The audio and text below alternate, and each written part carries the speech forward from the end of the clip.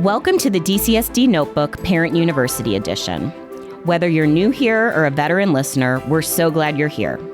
My name is Amy Pfister, and I'm the Community Relations Coordinator here at Douglas County School District. Parent University was created originally to help families navigate the parenting waters of having school-aged children by discussing relevant topics with industry experts and local community partners. The hope and goal is to help equip our families with knowledge and resources to help support them in better understanding some of the challenges our kiddos are facing in today's day and age. We have a sizable library of past Parent University recordings and are going back into the archives to take past episodes that were originally recorded on Zoom and turn them into a podcast. On today's episode, we're talking with Stacy Ingram, founder of Cultivate Your Courage. Originally recorded in March of 2025, Stacy specializes in empowering young student athletes and performers to overcome the invisible barriers that often hinder their performance. With a focus on the mental side of her game, her programs are designed to equip athletes and performers with cognitive tools and resilience needed for success both in sports, the arts, and in everyday life. We hope you enjoy this episode, and as always, a big thank you to Stacy Ingram, our guest, and HCA Health One Skyridge for their Parent University sponsorship. Stacy, I will turn it over to you. So, as Amy mentioned, we're going to obviously talk about burnout in sports and performance today. And what I mean by the performance side is it doesn't really matter whether you're an athlete, whether you're in cheer, whether you're in dance, all of those things are really athletic and take a huge amount of commitment, obviously, from our teens.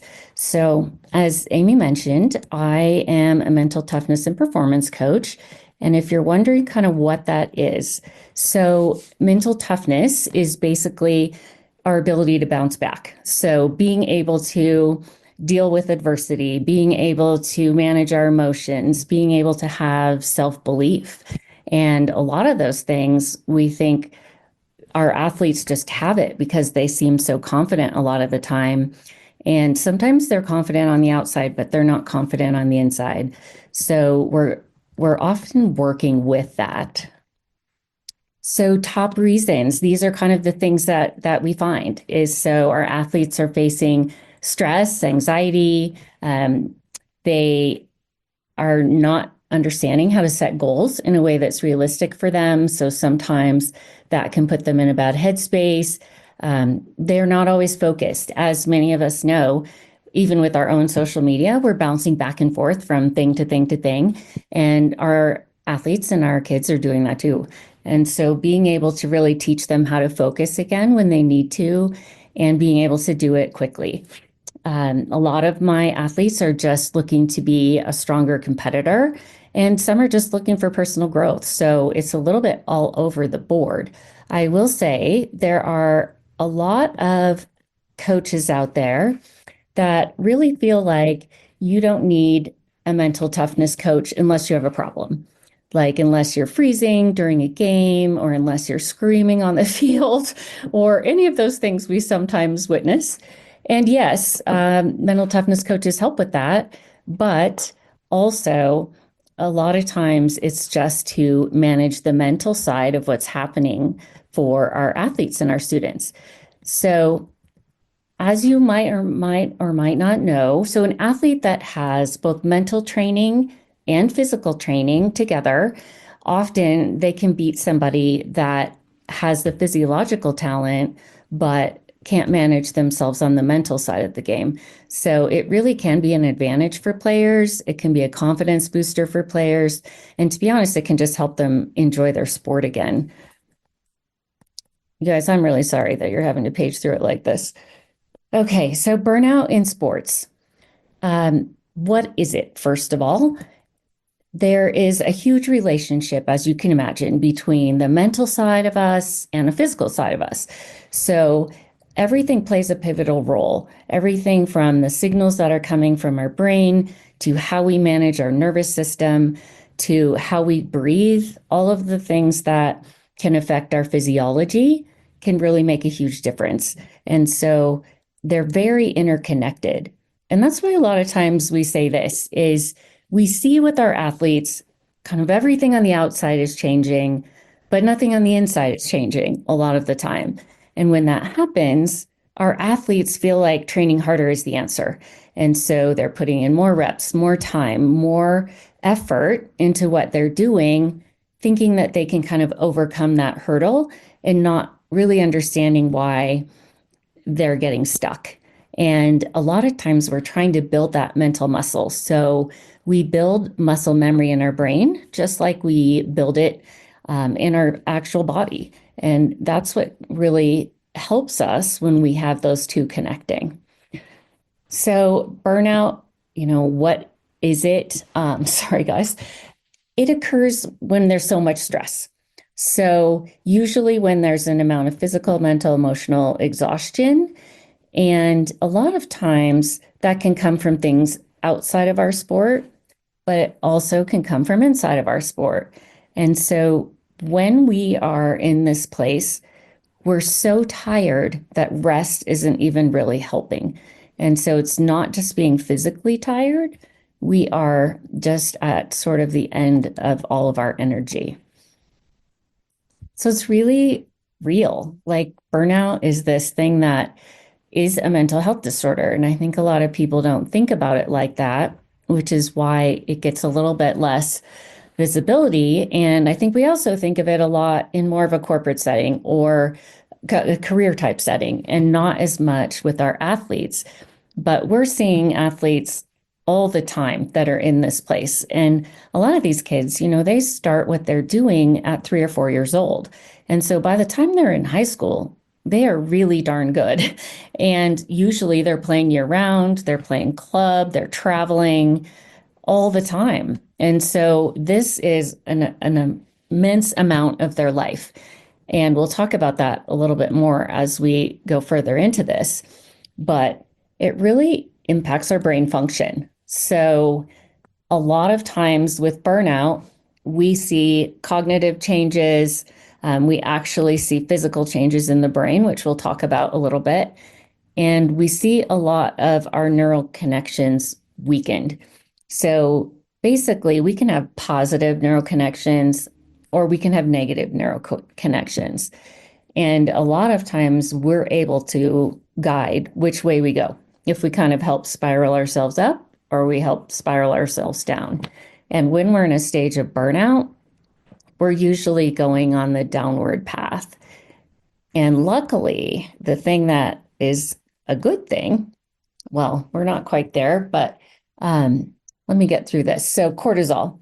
Cortisol is obviously a stress hormone response. So the body system, when it burns out, it makes it harder to handle some of these internal chemicals. And because of that, that affects our physiology. On the mental side, we're seeing a lot of this with stress. So stress can affect our decision making. It can make us more impulsive. It can also create memory issues sometimes, impairment. It can be fear, which a lot of the things that happen with fear are central to our nervous system. And that plays out in sports all the time. And learning, as I think many of us know, like when we're stressed out, it's really hard for us to concentrate. It's hard for us to kind of put in that same level of effort. And that happens whether, we're in the classroom or we're on the field. And so a lot of times those hormones are making it difficult for us to manage ourselves.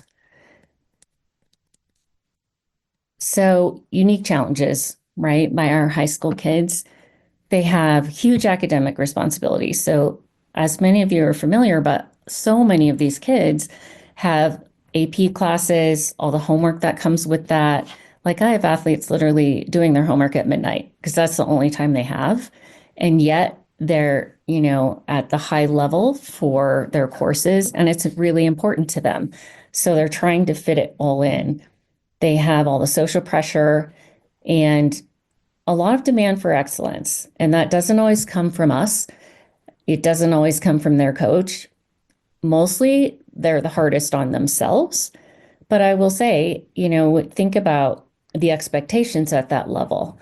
So for us as parents, we've spent years driving our kids back and forth to games. We've spent an immense amount of money towards these sports.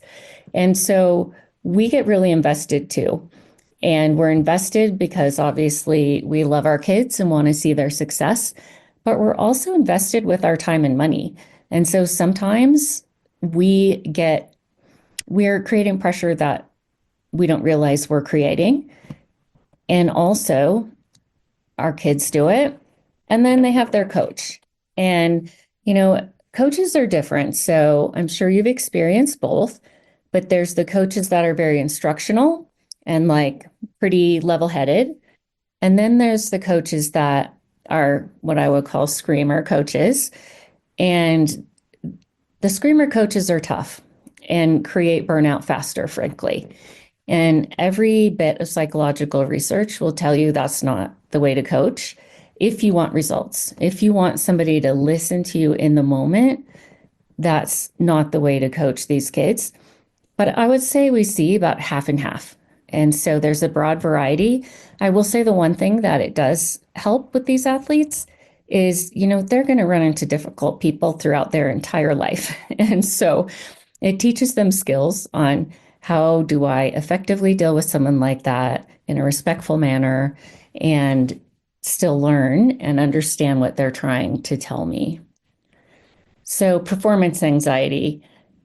A lot of our athletes are really nervous before they go on. So I'll give you an example. I have one athlete that when I started working with her fingers, like right here on the cuticle, they were bloody on every single finger. And she would pick at her skin and her cuticles until her fingers would bleed. And she would do that all week before her meet. And so, of course, first thing I'm like, no, that can't continue. But it shows you the level of stress that a lot of times they're under. So I will tell you, every time I see her now, I'm like, let me see your hands. And it just can make a big difference for them because if they feel confident going into what they're doing, to be honest, win or lose, they handle it a lot better versus if they're that nervous and that on edge, that's just a recipe for burnout. I mean, you're going to get there quicker. So obviously, as parents, we're trying to do the right thing always. We're trying to say the right thing and be supportive.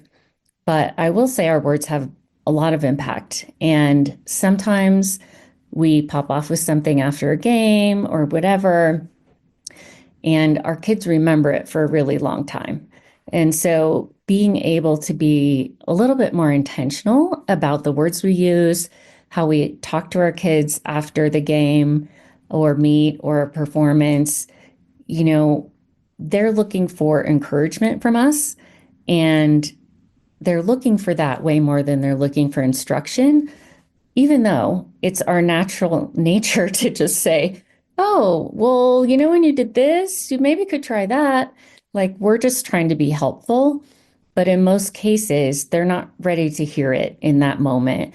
They just are tired, they're fatigued, and that is not the time really. So a lot of times I tell my parents is if you can actually ask permission, if you can say, hey, I'd love to talk with you more about this. Is it okay if we talk about it tomorrow? Or is it okay if we talk about it now? And if they say no, then say, well, when would you feel comfortable talking about it? So it's not that you can't ever discuss those kinds of things. It's just being careful how we do it, being mindful of the state of mind our athlete might be in when we're doing it. I can tell you they're much more receptive once they're not exhausted.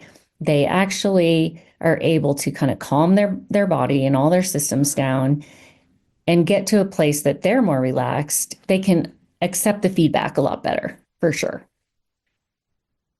All right. So, signs of burnout. So, here we go. Like, we could have a very long list of this, but I'll read them around for you. Here is constantly tired, having a negative attitude at training, at practice, complaining about not seeing results for the practice and the work they're putting in, a loss of enjoyment, like they're just honestly not having fun anymore, no interest outside of the sport. So that's really when the sport has become their entire identity.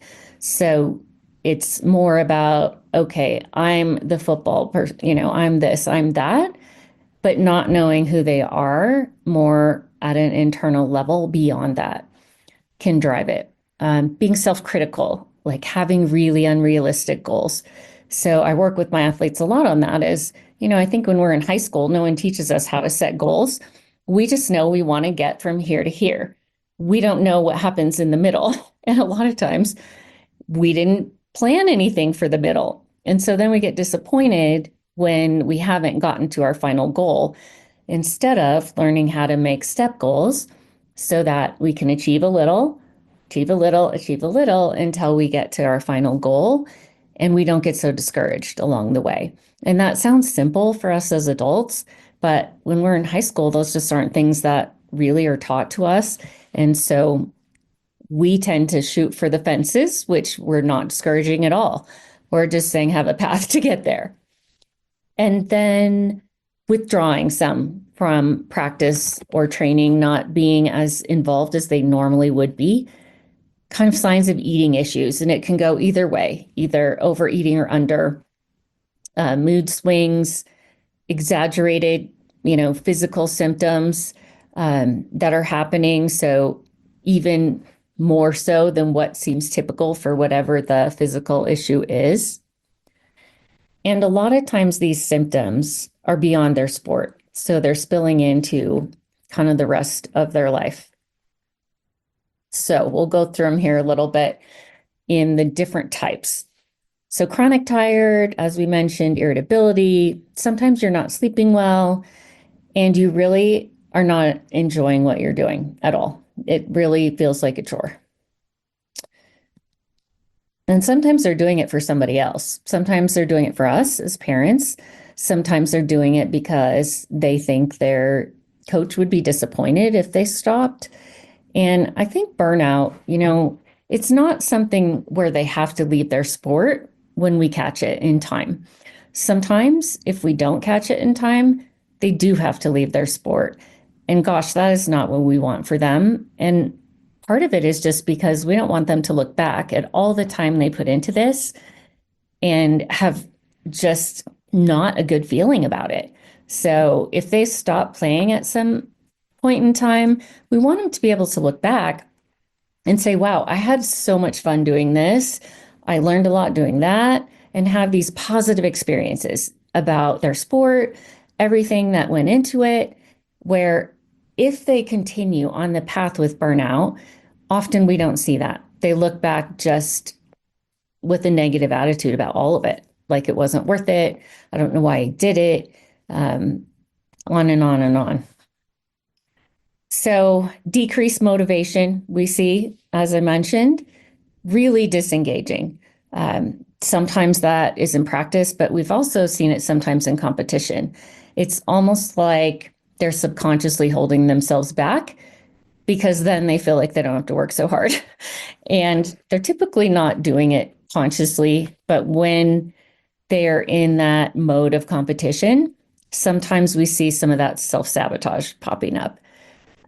Difficulty concentrating. So a lot of times they can't pay attention. They aren't really listening in practice when they are getting, tips or instruction. They're kind of off in their own world a little bit. And their self-esteem can really take a hit when they have this happening, right? So joy is gone, increased anxiety and depression. We're going to talk a little bit more about depression and what that looks like versus burnout, because there's some overlap, but there's a lot of hopelessness in both. And obviously, we want to try and help with that as much as we can. So mood swings, change in personality. So sometimes we actually see athletes that are, normally super outgoing, being really quiet, somebody that, might always like to have conversation with their parents, all of a sudden does not. They just are kind of distant and on their own. So on the physical side, what we see is the chronic fatigue, as we're talking about, but we also see a loss of performance a lot of times where they almost start to go backwards a little bit. And that can be sometimes that self sabotage. It can sometimes be the lack of focus. And sometimes they just can't physically do what they were doing before. So we often do see that decline happen. So the other things, often our athletes, their immune system just tanks. So they have a really weak immune system. They're constantly getting colds, flu, other things happening. Um, Sometimes they have a higher heart rate. And then the appetite, typically it's appetite loss versus the other way around, but it can be either. And then here we're going to talk a little bit about understanding motivation. So when our kids started playing a sport, doing dance, being in cheer, when they first started doing that, they did it because it was fun. They were able to be with their friends. They thought the activity was fun. They liked the physical part of it. All of those pieces are kind of intrinsic motivation. So it's something inside of ourselves that's motivating us to want to work harder, to move forward, to keep really doing more in what we're doing, trying to accomplish more. But what happens with burnout is we typically shift to extrinsic motivation. And as athletes progress in their sport over the years, often this is what happens is it becomes about the trophies, the scholarships, the money, the approval of other people, the social media, the participation in certain elite teams. So these shifts are all extrinsic motivators. And so a lot of times, while they want to continue to improve, those things that really help them love the sport in the beginning are going away. They're not there as much anymore. And so that really creates a totally different environment for what they're doing. So they kind of start to feel trapped and they sometimes feel controlled. Sometimes they feel like they have no control over their life anymore. Like everybody else is controlling it for them, their coach and their parents. And a lot of times these players have other coaches, like a special type coach, like a shooting coach or a speed coach, or so they have a lot of people kind of helping them, but also pulling on them too.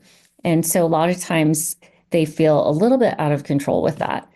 And it can lead to a lot of feelings that they just don't have the autonomy that, they had before. I promise we're going to get to what we're going to do about this.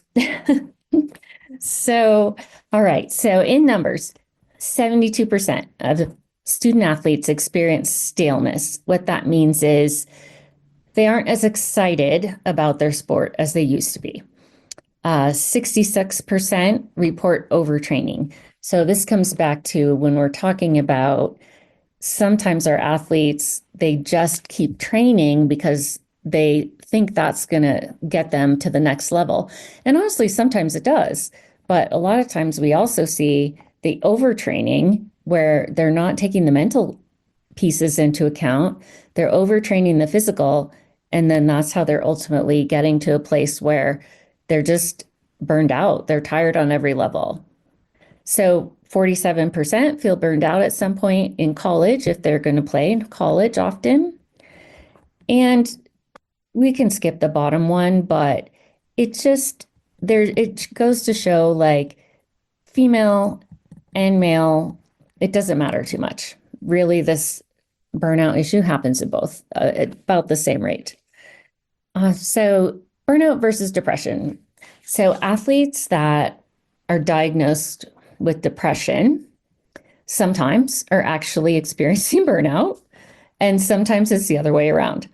So key differences are, burnout is usually linked specifically to a sport where depression impacts sort of all stages of your life, where burnout might spill over some, but depression spills over a lot. And so misdiagnosis is a big deal because the treatment's totally different. If you are depressed, you're going to see a clinical counselor or a therapist versus like a mental toughness coach. It's a totally different method of how we're fixing the problem, right? So what can we do? We need to start protecting that intrinsic motivation, figuring out how we keep some of these things fun, figuring out the parts that our athletes enjoy.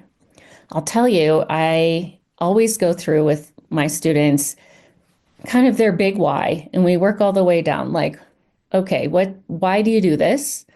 And then what does that give you? And then what does that give you? And we keep going down the line for a while. And I was working with a high school student who plays football and is at a pretty high level. And I will tell you, he could not tell me why he plays the game at all.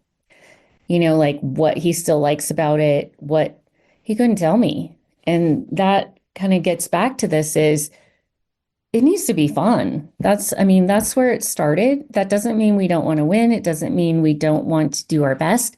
It just means that there's more to it than winning. So we need a balanced recovery.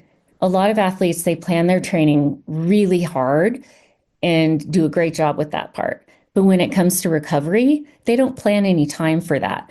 They don't have any kind of method to do that.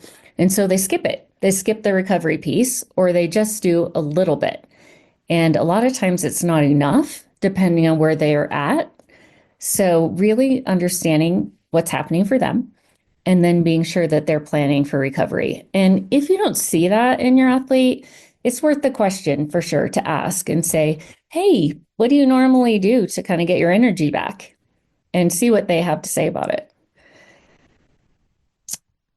All right. So success should not come at the cost of mental health. So we want to ensure that our athletes thrive in performance and well-being both. So a lot of times we're going to try interventions. So in this case, goals, like we talked about for a second, is setting short-term goals to kind of bolster their motivation and their confidence. And then practicing stress reduction techniques, teaching them how to do different things. And while, yes, this says meditation, visualization, and mindfulness, there are many short techniques. Like there's certainly things they can do in the game. These are not things you do in the game. These are things you do at another time. And I think the other piece of that is a lot of times people hear those words, meditation, mindfulness, visualization, and go right to, oh, that's just this woo-woo thing. What's that going to do? And I think that's because nobody starts with the science. There's real science behind all three of those. And so, for example, visualization, our unconscious mind does not know the difference between what's real and what's not real in some of these situations. So if you teach someone how to do visualization correctly, it's almost like they're practicing on the field in their mind, in their brain. That is exactly the process their brain is going through. But they have to know how to do it. And same for meditation and mindfulness. I always joke with the kids, but I'm like, I'm going to give you a very small science lesson on why this piece works because I want them to understand it. I want them to know why taking the time to do some of these things makes a difference for them. Human body needs recovery. So if not, obviously our performance begins to suffer. And that's why we start to see some of that breakdown in what's happening for our athletes. All right, so stages. So there's about 12 of them. So stages of burnout go from, I need to prove myself. I need to show everybody I can really do this. And then increased effort. I'm going to work harder. I'm going to all of a sudden start kind of neglecting what I need. Like I might not be eating very well. I might not be sleeping very well. I might not be doing anything besides my sport or anything that kind of allows me to recharge a little bit. We start to displace conflict and needs, we sometimes change our values. What matters to us starts to change. What's important in our life and in other people. We deny it. We usually say, I'm fine.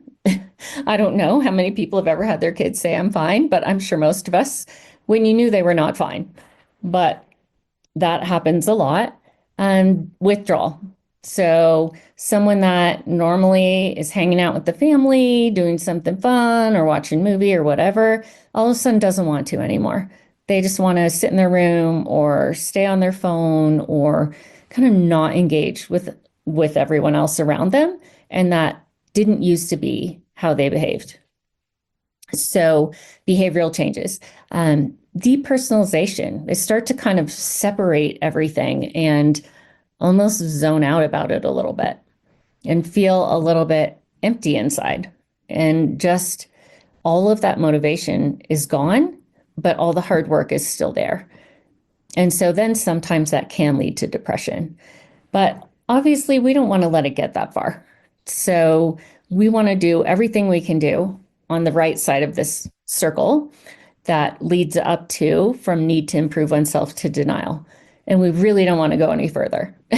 So as much as we can step in early, the bigger impact we can have. So risk factors, specializing in one sport early.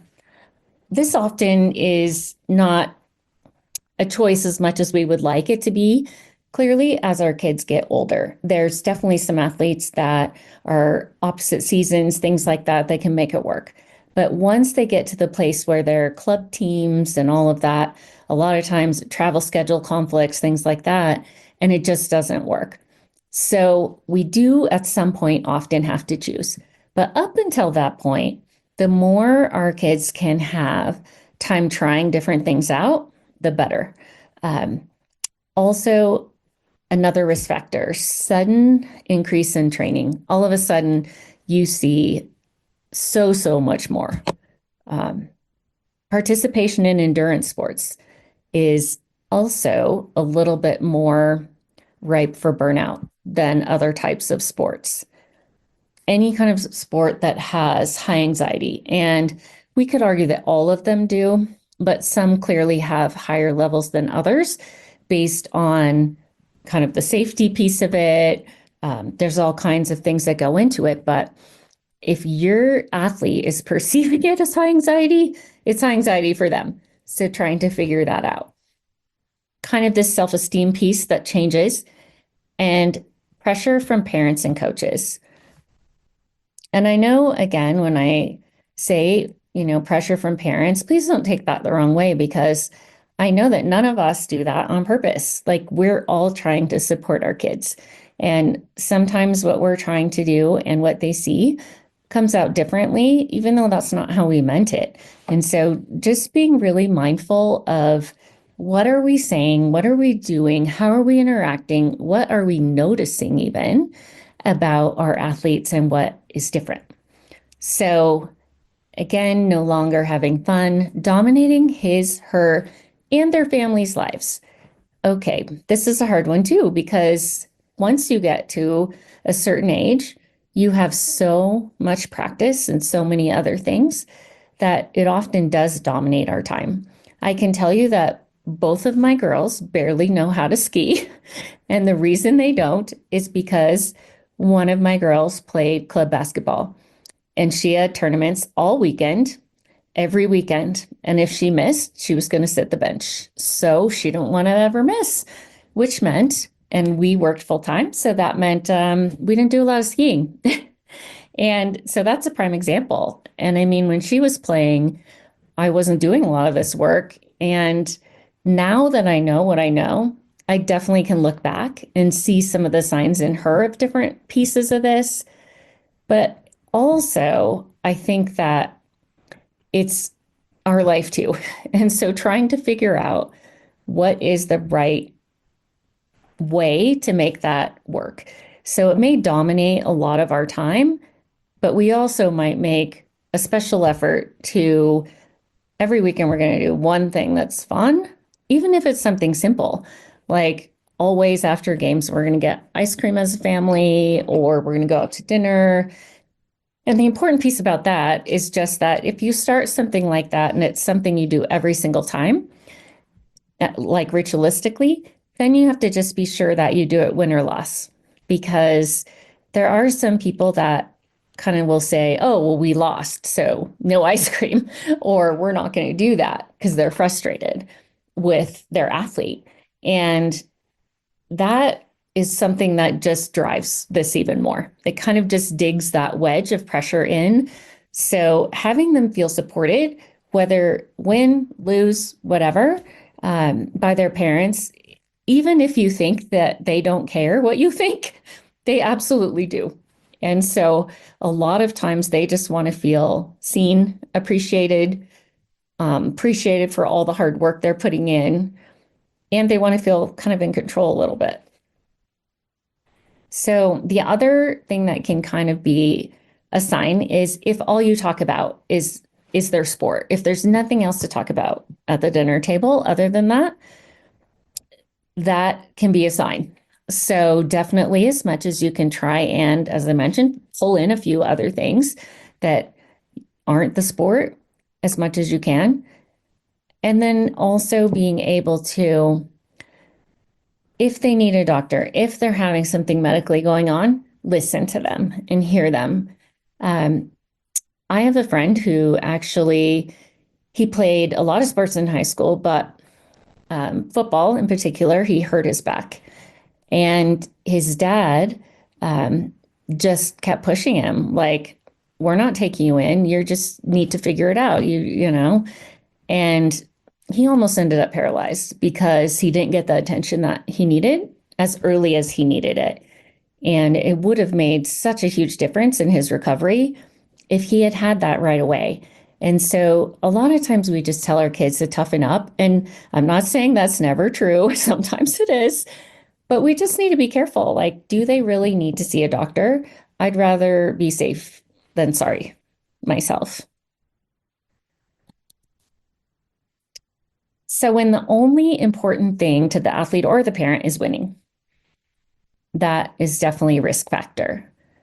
If you have a female athlete and she's 16 and hasn't gotten her period yet, that's that's an indication and a risk factor. Diet, if you see a lot of dieting one way or the other, obviously we see that some with wrestling, with weight class, but there is a lot of pressure body wise on our athletes. They're changing in locker rooms, they're around their teammates, but they're really sensitive about their body, whether they feel like it's too big, too little, too this, too that. And if someone ever says something to them, it's even worse. So our kids are really hyper focused on that. I think sometimes a little bit more than we realize they are. All right. So, how's it diagnosed? There's no real test, unfortunately. There is a quiz, and there's a few other things you can do. I'm actually, when Amy posts this online, I'll see if we can put that in with it so that as a parent, you can get it if you'd like. And also a few other tips. Um, it's really based on your athlete's story. So, what are the symptoms that are happening that you see that they see? What other explanation could there be for the symptoms? So, could it be depression? Could they just be sick? Is this a short term thing or a long term thing? So, really trying to rule out other things. But if we miss it, they can get to depression, and we don't want that to happen. So, basically, it's an extreme case of some of the things we're talking about being upset, angry, tired, frustrated, and it can have a huge impact on our athletes' lives and ours. So, when we were talking about brain development earlier, here's the good news and bad news. So, once we hit age of 25, our brain doesn't develop nearly as quickly, but we are developing our brain up until 25. And so, lots of changes can happen. But if you wonder why your teenagers are um, so agitated sometimes, why they take risks they shouldn't, why they do some of the things they do is quite honestly, some of their brain development hasn't happened yet. And so up until the age 25, there's a lot of changes that can happen. They learn faster, but they're also at this stage more emotional. And that can mean irritable, but it can also be other things, disappointment, etc. So what we try and teach is all of this is around neuroplasticity, which means either you can make kind of positive things happening in your brain or negative. And what we're trying to do is obviously do the positive. So we teach kids how to do that and help them learn how do we start noticing the positives and not just the negatives. So think about when you're looking for a new car and all of a sudden you have this car you want, I want this in red. All of a sudden you see that red car everywhere and you didn't before. And the reason why is it's just called confirmation bias, is basically our brain starts looking for evidence of what we think is true. And so we start noticing all of the things that line up. And that happens in all kinds of situations. And so I tell these athletes a lot, I'm like, don't make up the middle. You know these facts and you know these facts. Don't make up the middle because our brain is either looking for all positive or all negative and ignoring the other one, even if it's there. So they have to learn a little bit on how to do that, how to guide their brain and be in charge. So, what does it feel like in their brain? Weaker neural connections. So, it actually adjusts some of the connections in the amygdala. And these are a lot of times areas linked to emotional distress and executive function, which comes back to why they all of a sudden are just kind of zoned out. They also tend to be a lot more irritable because of this reason. So that's sort of where that comes from. So more isn't better. Sometimes it is. I'm not saying never, but with this burnout situation, a lot of times what we are seeing is kids overtraining. So they just aren't putting that recovery piece in there and they're not letting their body catch back up to what's happening for them. So really, as you can tell, it's really a combination of emotional and physical stress from training. So causes, we've talked a lot about them, but overload, perfectionism, we see that a lot with our athletes and our kids. Strong need for recognition, wanting somebody to see that we're doing well, kind of overexerting ourselves, extra self-criticism, goals that aren't reachable because they're not kind of aligned, and then their inabilities to say no and set boundaries when they need to. So lack of support sometimes. There can also be bullying at times and conflict. We don't see that as much, but it can happen. And then difficult schedule. They have a lot of time pressure, little influence on some of their schedules.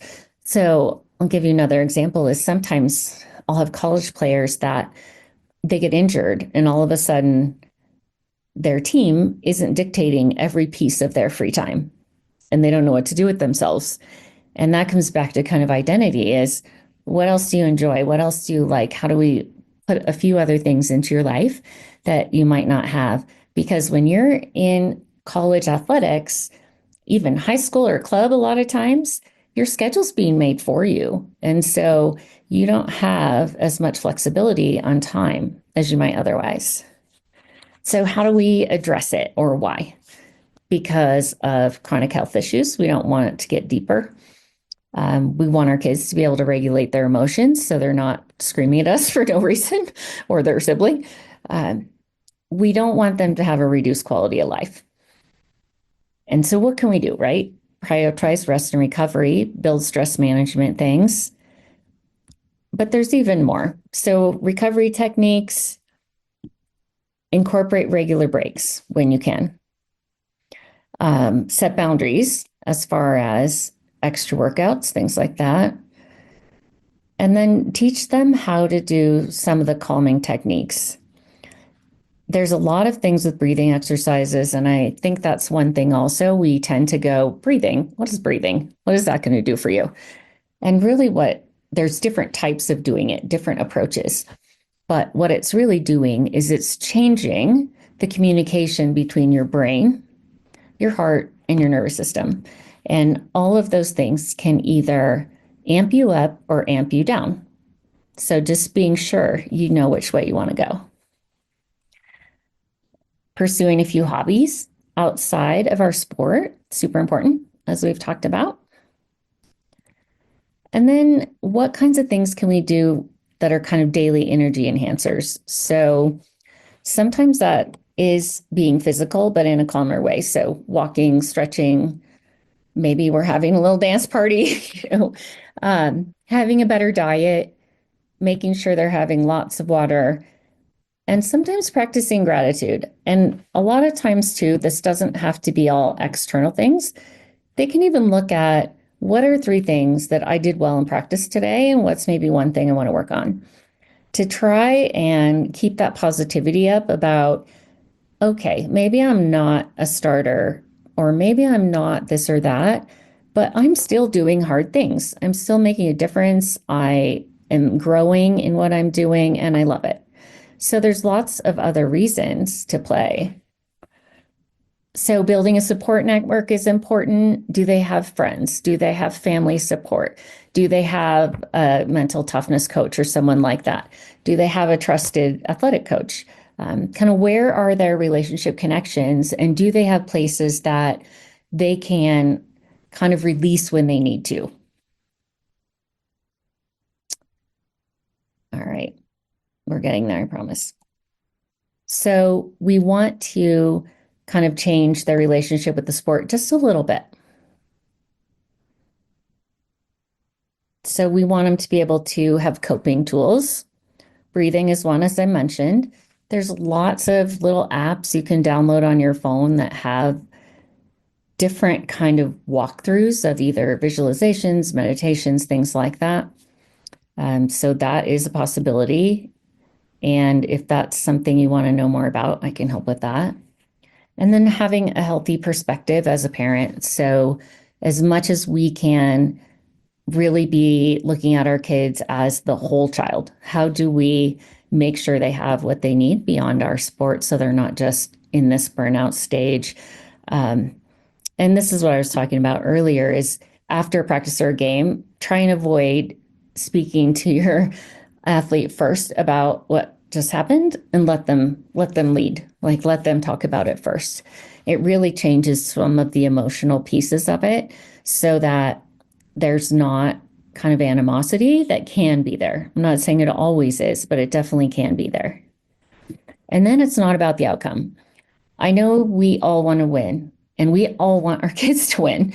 And it is important, but at the same time, if they focus only on the outcome, often they make mistakes because they're not truly focused. They're not playing freely. Their body tightens up. Like if they're behind in the game, all of a sudden their physiology changes, their heart rate changes. So there's a lot of pieces, if they're only focused on the outcome, that can really get in the way. And so a lot of times we teach kids to focus on the process. And we'll go through what that looks like so they have a hard process they're following. Like what do I do before game? What do I do during? What do I do after? What do I do the night before? So that they're really able to dial in the things they need to and not kind of get just freaked out about the score. And the other thing is, they can only play for them. So we talk a lot about what can you control?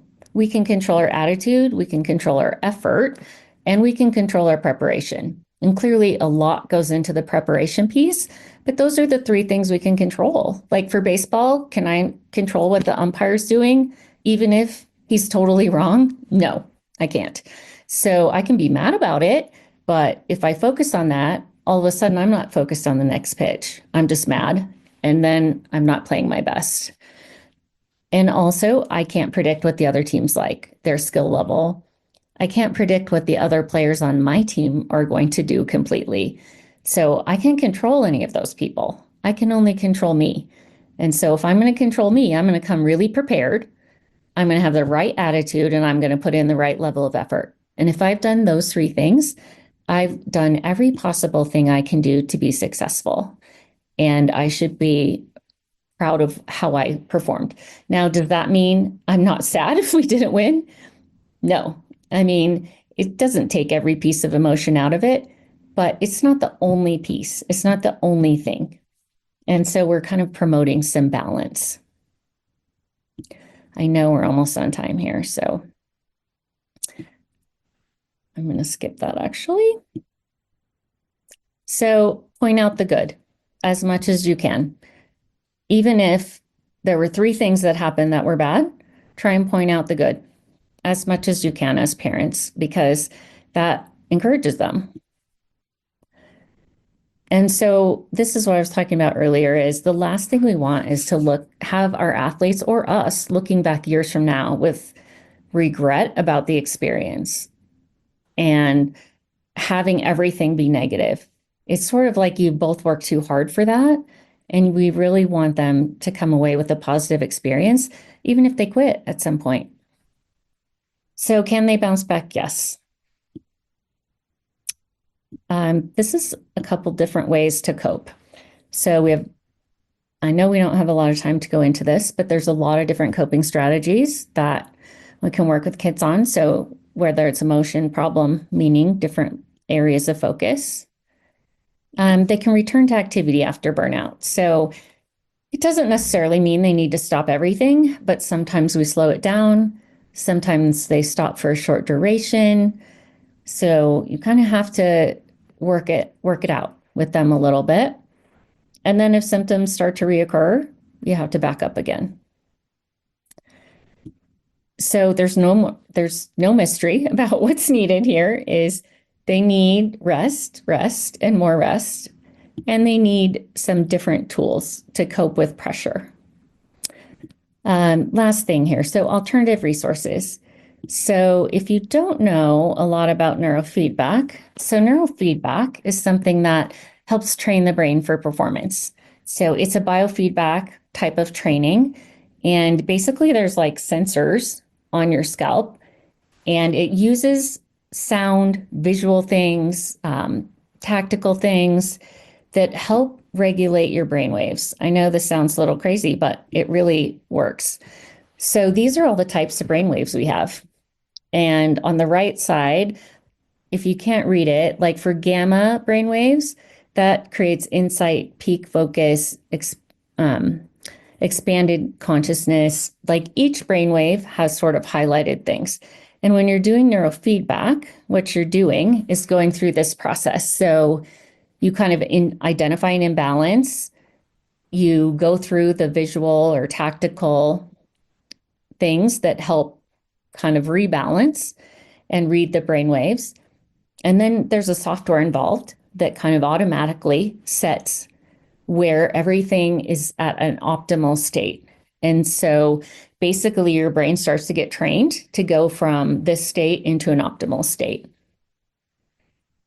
It's not as difficult as it sounds, honestly. It's something very simple that a lot of times there's also remote pieces, like I can do it with kids that are in a totally different place. As long as they have the equipment, all my software connects and you can see what they're doing.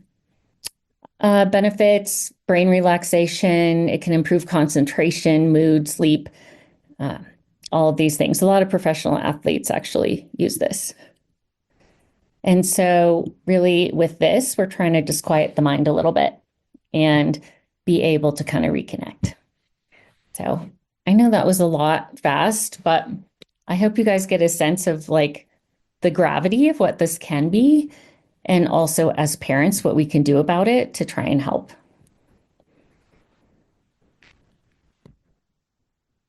Thank you, Stacy. That it's just, I mean, my mind was just spinning, during so much of your presentation because it seems like it's translatable to areas outside of just sports. You know what I mean? I mean, It so is. many of Mhm. those, tactics or, things that we could be doing, techniques, I guess, we could and should probably all be doing some of those things to live a more balanced life.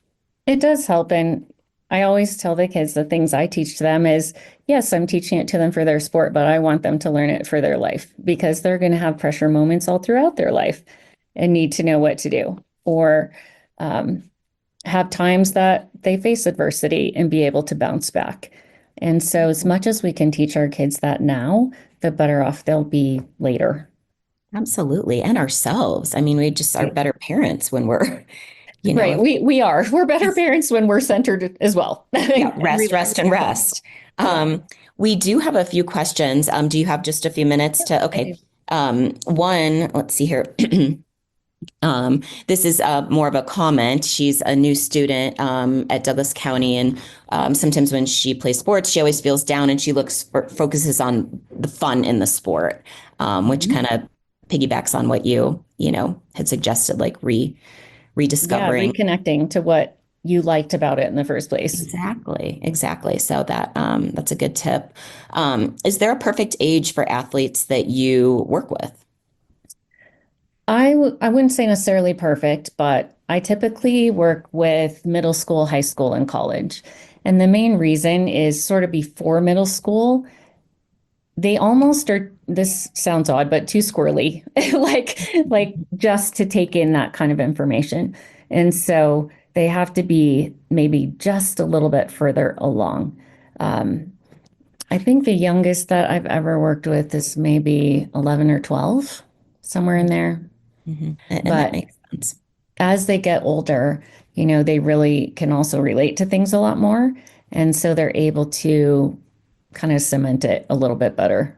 hmm That makes sense. They've had, more experience under their belt and they can, Yeah. you And know, if they're really young, let them play lots of sports. Like try in as much as you can. I mean, yes, there's certain things we're going to like and not like, but let them try multiple things. I mean, sometimes that's a good thing at that age too.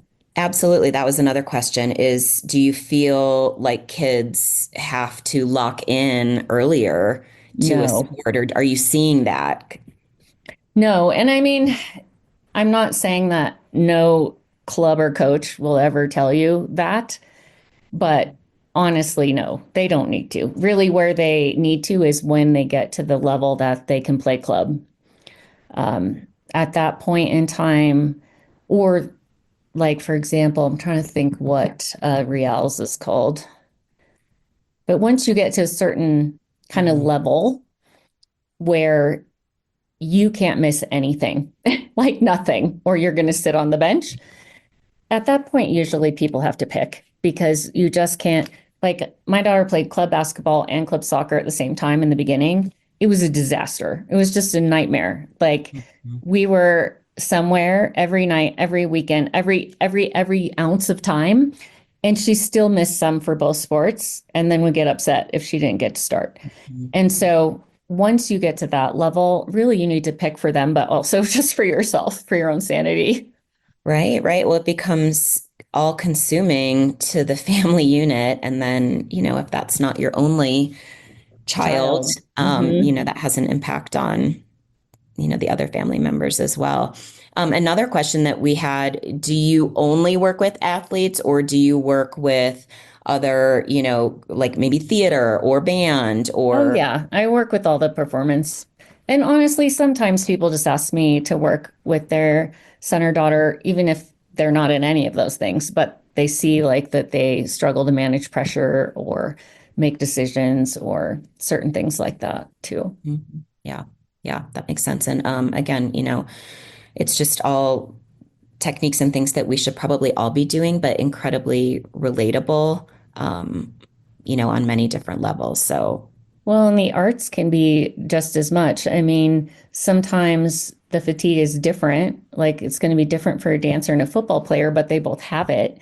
Um, and even when it comes to voice, for the kids that are really doing all the extra stuff, there's a lot of vocal cord related things. So it can manifest in lots of different ways too. yeah, yeah. That makes sense.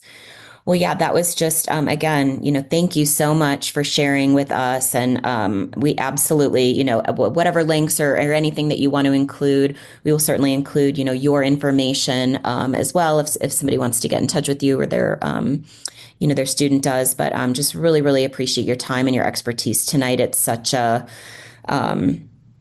topical topic and just great, techniques and things that are easy to take a minute, think about, and implement into our routines as parents, because we do want to do the best for our kiddos. So really, really appreciate that. Thanks for listening to the DCSD Notebook Parent University Archive podcast. Make sure you subscribe and listen to our podcast wherever you find your podcasts.